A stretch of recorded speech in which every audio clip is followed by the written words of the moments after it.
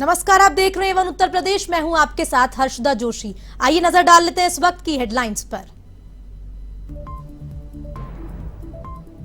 लखनऊ में सीएम योगी आदित्यनाथ ने दी सौगात। विधानसभा गैलरी के सौंदर्यीकरण कार्यों का किया शिलान्यास। विधानसभा का किया निरीक्षण। सदन को पेपरलेस करने की कवायद।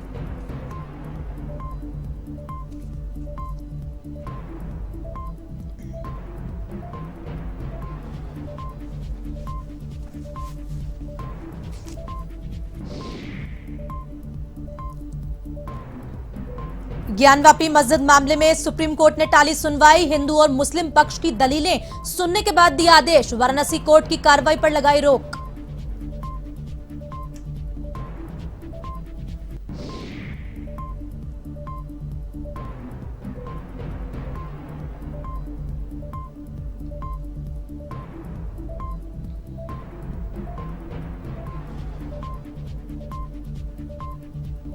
सपा मुखिया ने कार्यकर्ताओं से की मुलाकात। अखिलेश यादव ने भाजपा पर साधा निशाना। मुद्दों से भटकाने के लिए समाज को बांटने का लगाया आरोप।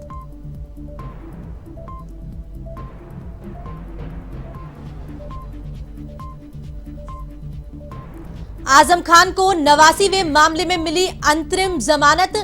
27 महीने बाद जेल से बाहर आ सकते हैं आजम। सुप्रीम कोर्ट ने कहा नियमित जमानत के लिए अदालत जाए।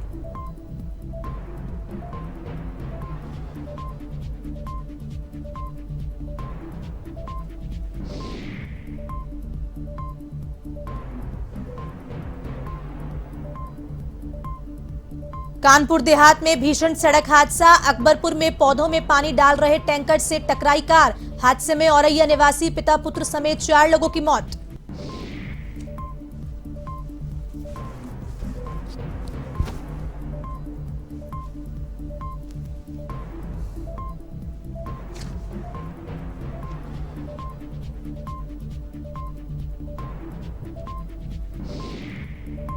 अब खबरें विस्तार से। लखनऊ में सीएम योगी आदित्यनाथ ने सौगात दी है, जिन्होंने विधानसभा गैलरी के सौंदर्यीकरण कार्यों का लोकार्पण किया। इसके बाद सीएम ने विधानसभा का निरीक्षण भी किया। इस फोटो गैलरी सुंदरीकरण के उद्घाटन कार्यक्रम में डिप्टी सीएम केशव प्रसाद मौर्य, विधानसभा अध्यक्ष सतीश महाना और संसदीय कार्य मंत्री सुरेश खन्ना मौजूद रहे। गौरतलब है कि सदन को पेपरलेस करने की कवायद की जा रही है। इसी क्रम में सदन को मॉडर्न बनाया जा रहा है। 18वीं विधानसभा का सत्र 23 मई को शुरू होगा। आपको बता दें, विधानसभा मंडप में हर सीट में टैबलेट लगी है। सदन के सदस्य पासवर्ड या फिंगरप्रिंट के जरिए टैबलेट को चालू कर सकेंगे। सदन की कार्यवाही का एजेंडा टैबलेट पर उपलब्ध होगा। प्रश्नकाल के दौरान सदस्यों की ओर से पूछे जाने वाले प्रश्न और सरकार की ओर से दिए जाने वाले उत्तर प्रश्न भी टैबलेट पर प्रदर्शित होंगे।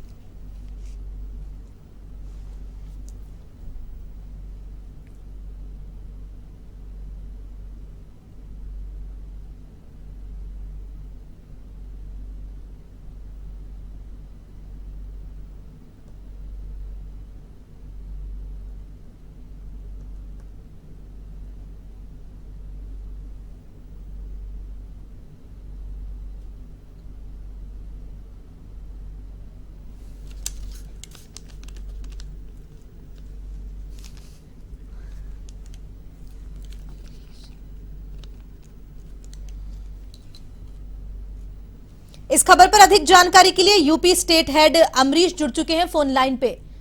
जी अमरीश, बताइए, सीएम योगी आदित्यनाथ ने आज विधानसभा का निरीक्षण किया। बिल्कुल हर्षिता, देखिए सीएम योगी आदित्यनाथ ने विधानसभा में भी एक सौगात दी है, जिसके मद्देनजर विधानसभा गैलरी के सौंदर्यीकरण का लोकार्पण किया है। विधानसभा का निरीक्षण, इसके साथ ही निरीक्षण भी किया और गैलरी सौंदर्यीकरण के कार्यक्रम में उनके साथ डिप्टी सीएम केशव मौर्य और के साथ साथ विधानसभा अध्यक्ष सतीश महाना और संसदीय कार्य मंत्री सुरेश खन्ना मौजूद थे।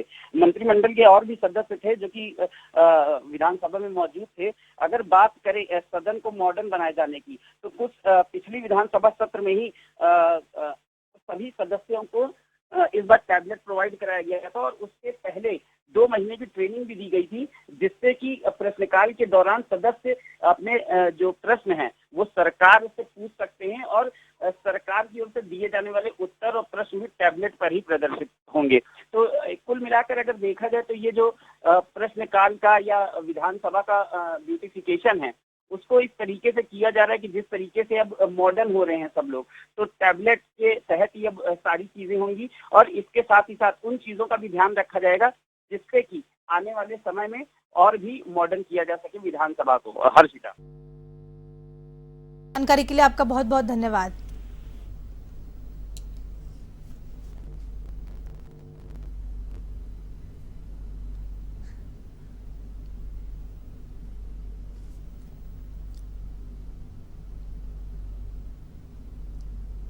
सुप्रीम कोर्ट में ज्ञानवापी केस में सुनवाई हुई। 5 मिनट तक हिंदू और मुस्लिम पक्ष की दलीलें सुनने के बाद कोर्ट ने कहा कि बनारस कोर्ट अभी इस मामले पर कोई फैसला न दे। सुनवाई के दौरान मुस्लिम पक्ष की ओर से यह भी कहा गया कि इस मामले में वाराणसी कोर्ट में रोज सुनवाई हो रही है और नए फैसले दिए जा रहे हैं। इस पर सुप्रीम कोर्ट ने कहा कि हम सख्त निर्देश जारी कर रहे हैं। सुप्रीम कोर्ट में शुक्रवार दोपहर 3 बजे फिर सुनवाई होगी।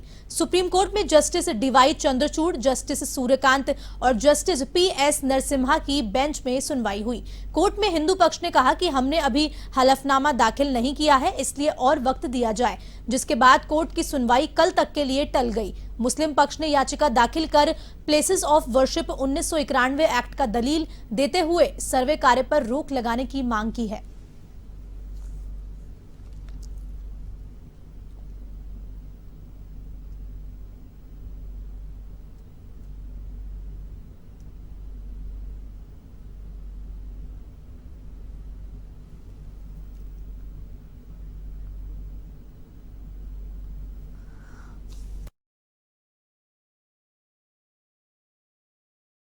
मुस्लिम पक्ष की दलीलें सुनने के बाद निर्देश, वाराणसी कोर्ट की कार्रवाई पर लगाई रोक। ज्ञानवापी मामले में सुप्रीम कोर्ट ने टाली सुनवाई।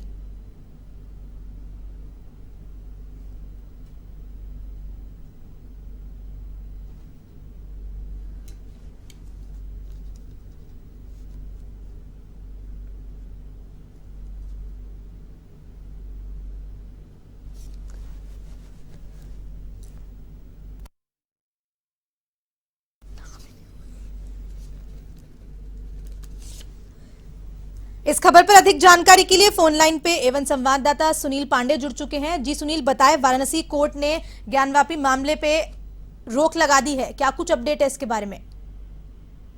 हेलो जी सुनील, आप सुन पा रहे हैं मेरे को? हाँ, जी सुनील, मेरा ये प्रश्न है कि ज्ञानवापी मामले में वाराणसी कोर्ट ने रोक लगा दी है, क्या कुछ अपडेट है? जी जी जी, यहाँ गोरखपुर में भी साधु संतों में काफी प्रक्रिया है और सभी लोग मांग कर कि जो भी निर्णय आया उसका पूरा पालन किया जाए।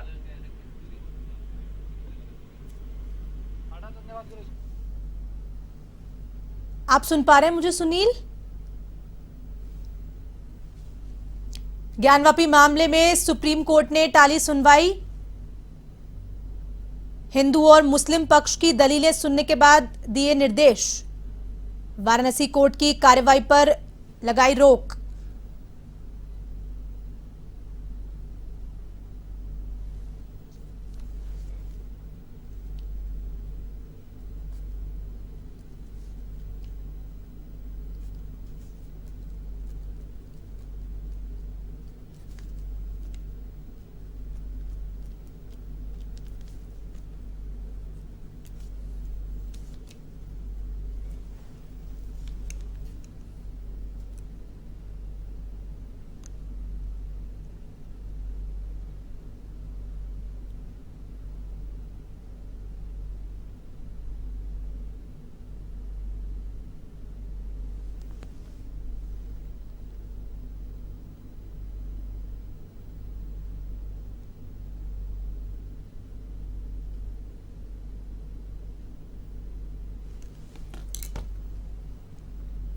बस्ती पहुंचे पूर्व मुख्यमंत्री अखिलेश यादव ने कार्यकर्ताओं से मुलाकात की। इस दौरान अखिलेश ने बीजेपी पर जमकर निशाना साधा। उन्होंने कहा कि बीजेपी लोगों के आंख पर ऐसा पर्दा डालती है जिससे उनकी कमियां छिप जाती है। पूर्व सीएम अखिलेश यादव ने कहा कि इस बात को समझना पड़ेगा कि जिस तरह से अंग्रेज डिवाइड एंड रूल करके राज कर रहे हैं, उसी सिद्धांत को बीजेपी आगे बढ़ा रही है। समाज को कैसे बांटा जाए, समाज में कैसे नफरत हो, विपक्ष को एक दूसरे से दूर रहने के लिए बीजेपी लगातार काम कर रही है। जहां तक धार्मिक स्थलों का सवाल है, पहले से जो एक्ट बना है 1991 एक्ट की बीजेपी को परवाह नहीं है। जिस समय सुप्रीम कोर्ट में फैसला हुआ, उसमें जो बात रखी गई उसकी बीजेपी को परवाह नहीं है। बीजेपी जानती है कि बुनियादी सवालों पर अगर चर्चा होगी तो बीजेपी का सफाया हो जाएगा।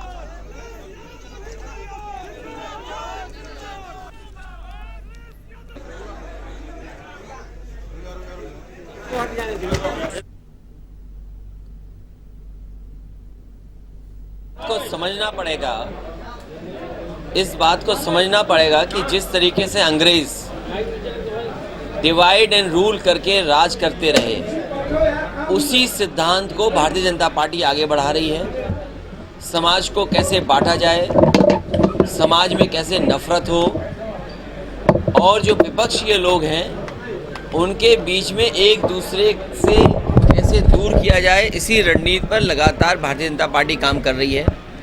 जहाँ तक धार्मिक स्थानों का सवाल है, पहले से जो एक्ट बना है 1991 एक्ट की परवाह नहीं है भारतीय जनता पार्टी को। जिस समय सुप्रीम कोर्ट में फैसला हुआ, उसमें जो बात रखी गई उस पर परवाह नहीं है भारतीय जनता पार्टी को। भारतीय जनता पार्टी जानती है कि बुनियादी जो सवाल हैं उन पर अगर चर्चा होगी तो भारतीय जनता पार्टी का सफाया हो जाएगा। समाजवादी पार्टी के दिग्गज नेता आजम खान की अंतरिम जमानत याचिका पर सुप्रीम कोर्ट ने फैसला सुना दिया है। सुप्रीम कोर्ट के justice L Nageswara Rao, justice BR Gavai, justice S Gopanna की पीठ सुनवाई कर रही थी। आजम खान के लिए ये बड़ी राहत है। वो 27 महीने जेल में रहने के बाद बाहर आ सकते हैं। उन पर दर्ज 58 मामलों में पहले ही जमानत मिल चुकी है। अब 89वें मामले में भी आजम खान को अंतिम जमानत मिल गई है। सुप्रीम कोर्ट ने साफ कहा है कि ट्रायल कोर्ट से रेगुलर बेल मिलने तक अंतिम आदेश लागू रहेगा। सामान्य जमानत के लिए आजम खान को सक्षम न्यायालय में 2 हफ्ते के अंदर अर्जी लगानी होगी। कोर्ट में आजम की पैरवी करते हुए कपिल सिब्बल ने कहा कि आजम के खिलाफ एफआईआर उन्हें जेल में रखने के लिए लिखवाई गई है। इस पर additional solicitor general SV Raju ने कहा कि शत्रु संपत्ति पर कब्जे के इस मामले के मुख्य आरोपी आजम ही हैं। उनके खिलाफ अवैध रूप से जमीन कब्जे का चार्ज है, जिसमें मौलाना मोहम्मद अली जौहर ट्रस्ट के तहत चलने वाले 3 स्कूल आते हैं। उनकी गिरफ्तारी जमीनों की जांच होने के बाद ही की गई है।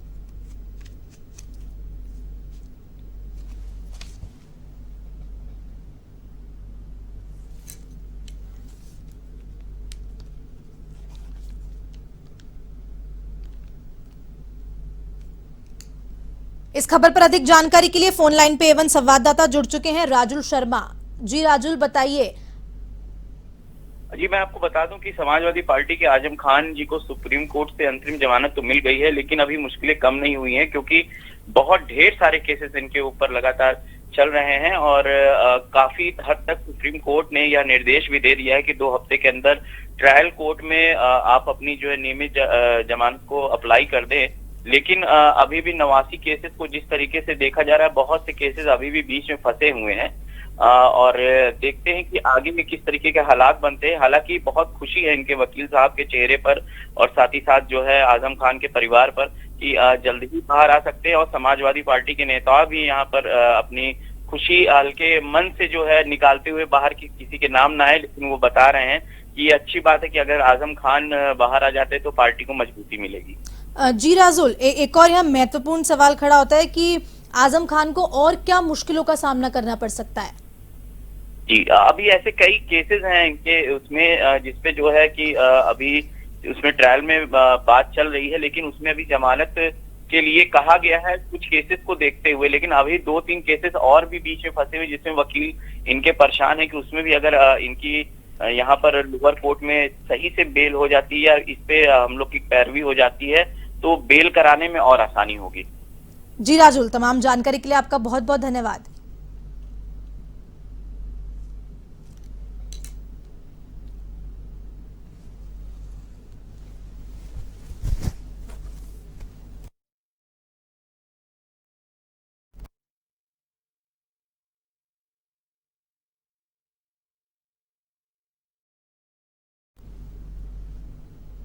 प्रदेश के मुखिया योगी आदित्यनाथ के निर्देश पर प्राधिकरण में लोक अदालत लगाई गई, जिसमें जनता की समस्याओं को सुनने के साथ निस्तारण भी किया गया। आपको बता दें, लोक अदालत में सचिव पवन गगवार, अपर सचिव ज्ञानेंद्र वर्मा के साथ अलग अलग जोन के जोनल ने जनता की समस्या सुनी।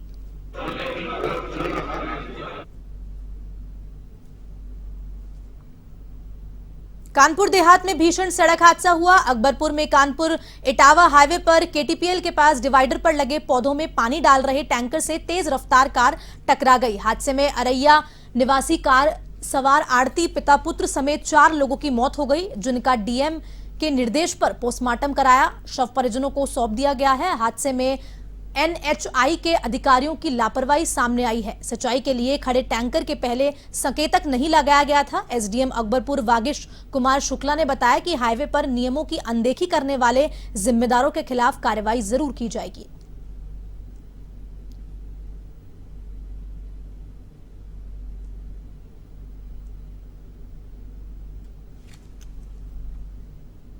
खबर बस्ती से है, जहां हरैया पुलिस ने बबनान रोड में 3 शातिर लुटेरों को अरेस्ट किया है और लुटेरों से अवैध असलहा, कारतूस और 2 बाइक बरामद की है। आपको बता दें कि बदमाशों का पेट्रोल पंप को लूटने का प्लान था। एएसपी दीपेंद्र चौधरी ने बताया कि पुलिस टीम को 25,000 नगद इनाम देने की घोषणा की गई है।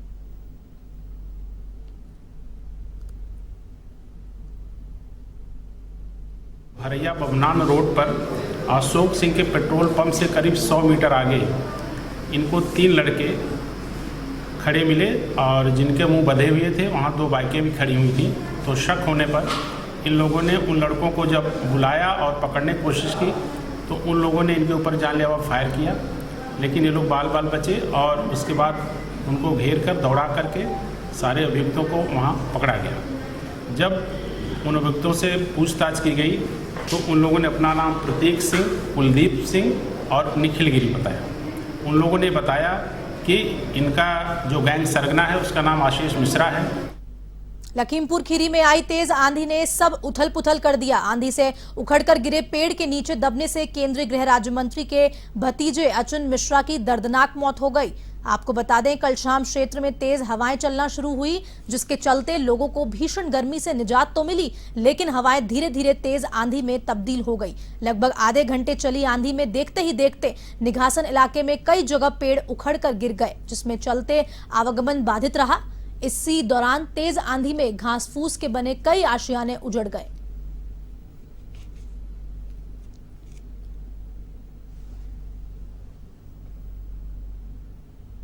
फिल्म धाकड़ के प्रमोशन के लिए एक्ट्रेस कंगना रनौत, दिव्या दत्ता और एक्टर अर्जुन रामपाल वाराणसी पहुंचे। इस दौरान तीनों ने काशी विश्वनाथ के दर्शन कर पूजा की।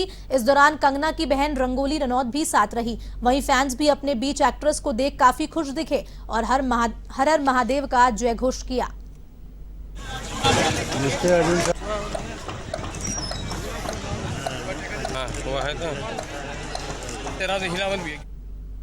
आपको बता दें कि खबर बस्ती से है, जहां आगरा रोड पर युवा नेता जितेंद्र झा ने पक्षियों के लिए परिंदा लगाने का कार्यक्रम रखा और परिंदों में दाना पानी डालकर शुभारंभ किया। भाजपा के युवा नेता रोहित गौतम, सुभाष शर्मा और मुरारी झा ने बेजुबान पक्षियों के लिए इस सराहनीय पहल की प्रशंसा की और जनता से भी गर्मी के इस मौसम में पशु पक्षियों के लिए दाने पानी की व्यवस्था करने की अपील की।